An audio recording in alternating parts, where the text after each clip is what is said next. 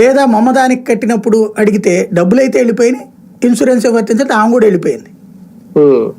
ఏమైపోయినాయి ఇక్కడ నా డబ్బులు? వాళ్ళు తిన్నారు, నాకేం ఉరికింది? కష్ట సమయంలో ఆదుకుందా? అంతే. కష్ట సమయంలో ఏమన్నా ఆదుకుందా? ఆదుకోలేదు. ఇన్సూరెన్స్ ఎందుకు తీసుకుంటాం? కష్ట సమయంలో రూపాయి ఖర్చు లేకుండా ఉంటుందని. వెంటనే కొంతమంది వచ్చేస్తారు అకస్మాత్తుగా, మా వాడి కట్టొచ్చింది, నా వాడి కట్టొచ్చింది అనేది. ఇది 100లో 25 మందే సక్సెస్ అవుతున్నారు, 100లో 75 మంది ఇబ్బంది పడుతున్నారు. ఇది గుర్తుపెట్టుకోవాల్సిన అంశం. నిజంగా మనకి పేదల పట్ల చిత్తశుద్ధి ఉంటే ఇది రివర్స్ చేయండి. 2.5 లక్షల రూపాయల లోపు ఇవన్నీ ప్రభుత్వమే తీయండి. 2.5 లక్షల రూపాయల లోపు ఇవన్నీ 90% అయ్యే ఉన్నాయి అంటున్నారు కదా. అందులో 5 లక్షల 10 లక్షల మందే కదా చేయించుకుంటోంది. మిగతా 1,50,00,000 డబ్బులు అక్కర్లేదుగా. పోనీ ఈ అమౌంట్ ఎంత ఉందో ఇది హాస్పిటల్కి సాగ్రిగేట్ చేయండి.